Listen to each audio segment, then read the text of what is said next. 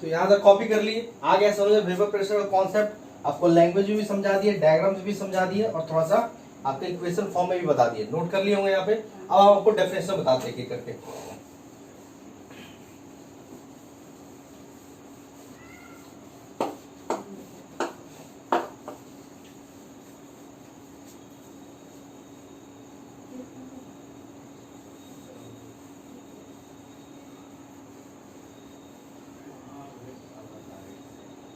देखिए vapour pressure का definition लिखेंगे आप लोग, वेपर प्रेशर का डेफिनेशन लिख लीजिए आप लोग।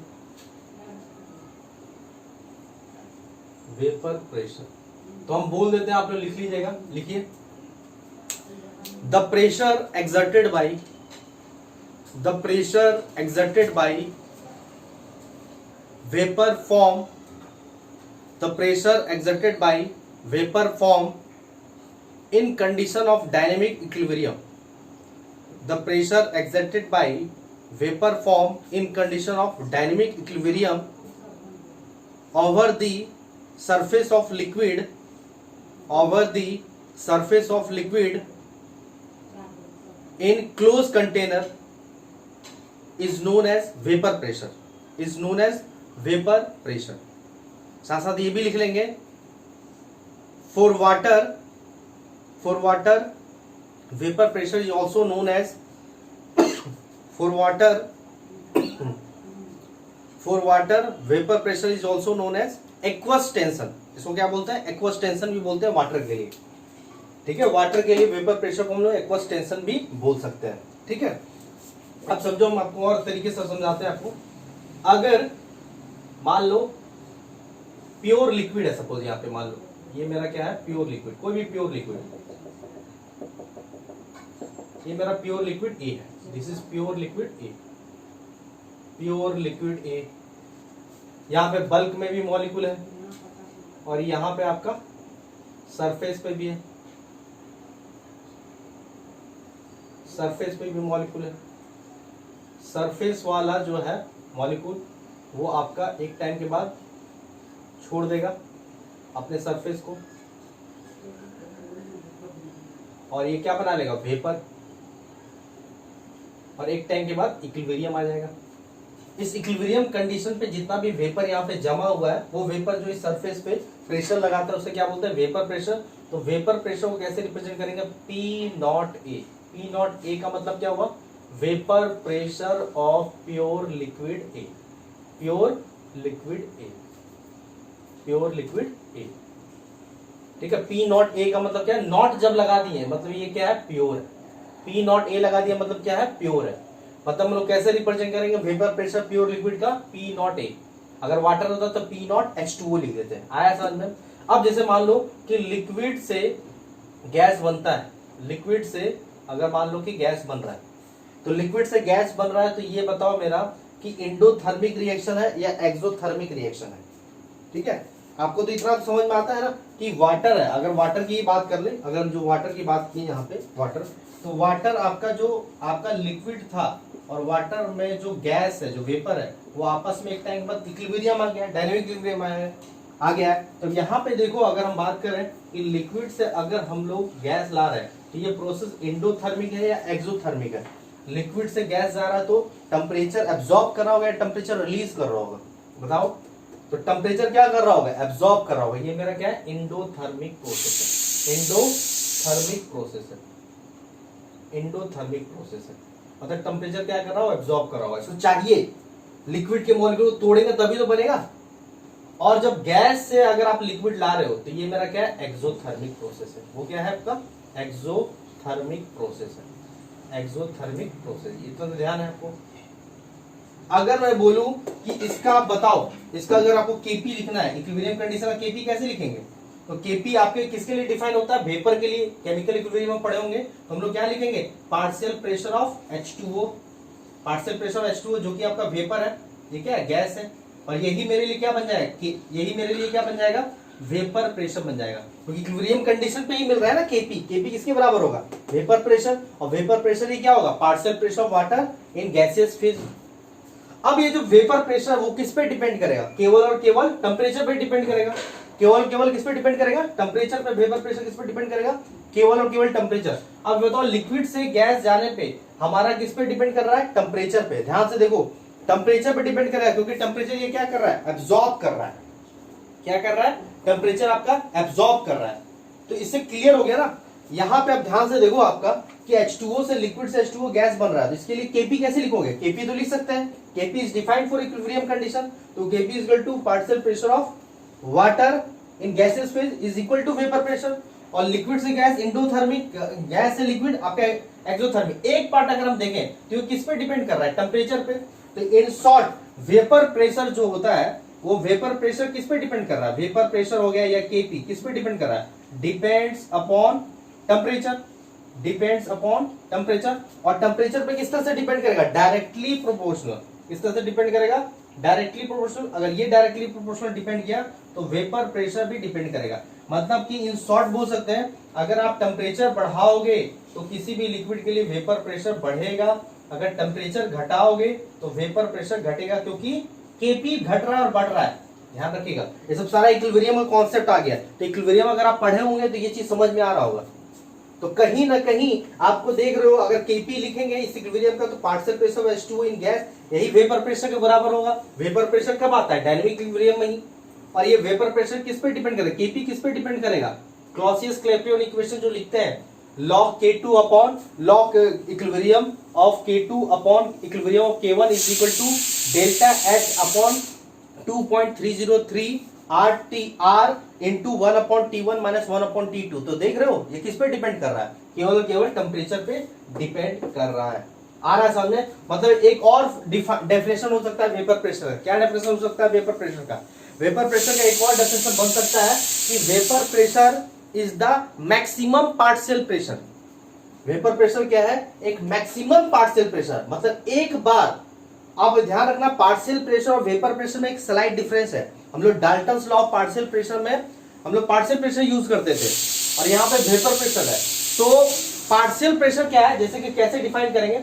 जैसे कि मान लो यही, इसी की बात कर ले हम, अगर इसका हम बात कर ले या इसी का हम बात कर लेते हैं कि ए लिक्विड आपका T इक्वल टू 0 सेकेंड पे काम हुआ।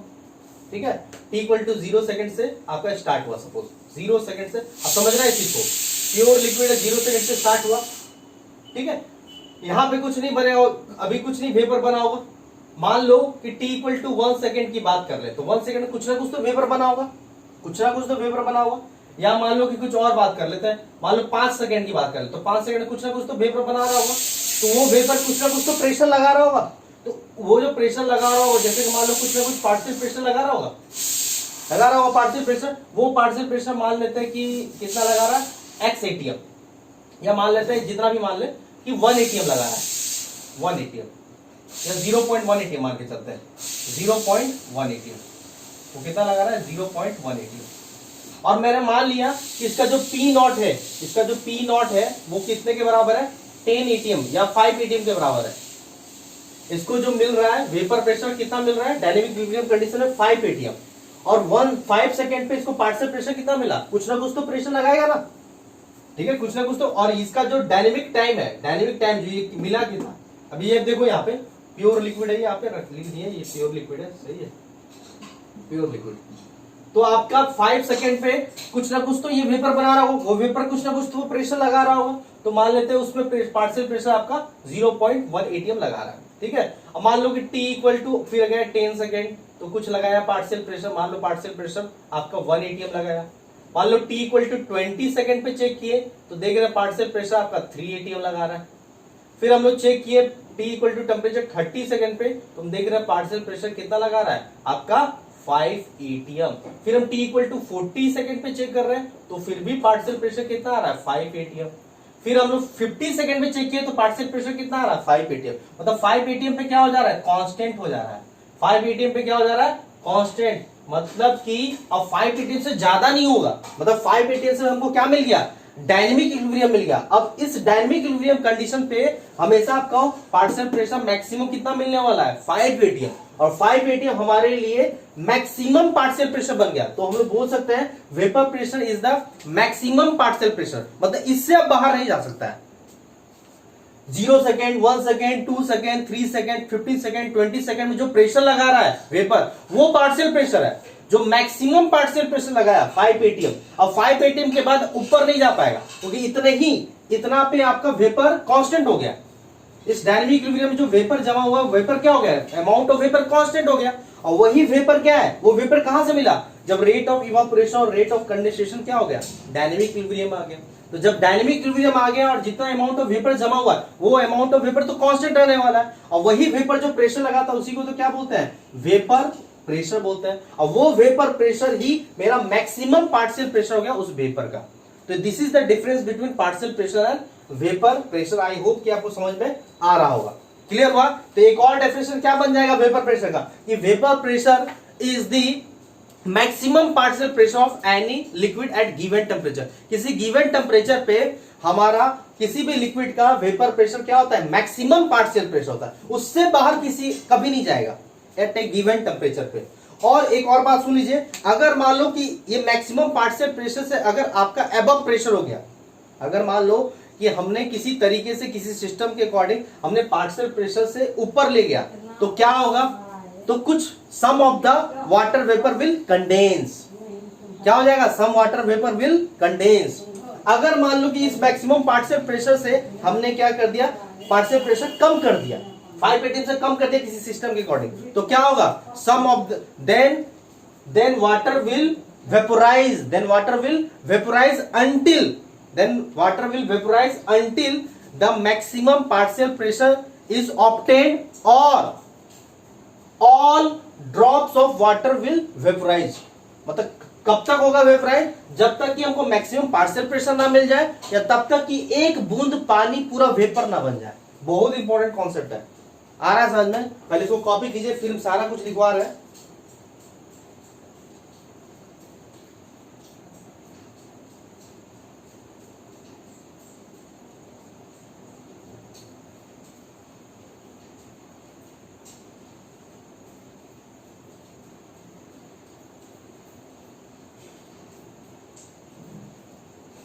लिख लिए, आ गया समझ में। तो यहां पे पॉइंट बना के लिखेंगे आप लोग एक एक करके, बहुत इंपॉर्टेंट पॉइंट बता रहे हैं, ध्यान से लिखेंगे।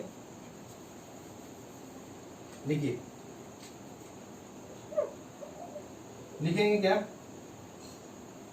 Vapour pressure is the maximum partial pressure of any liquid at given temperature, and if partial pressure is increases, if partial pressure is increases after this value, then if partial pressure increases after this value, then sum of water vapor will condense, कुछ vapour क्या होने लगेगा, condense होने लगेगा। And if partial pressure is decrease, अगर हम partial pressure decrease कर दें, ठीक है, if partial pressure is decrease, ध्यान से लिखिए आप लोग, if partial pressure is decreases, अगर हम डिक्रीजेस कर दें, if partial pressure is decreases, then vaporise, then water will vaporize,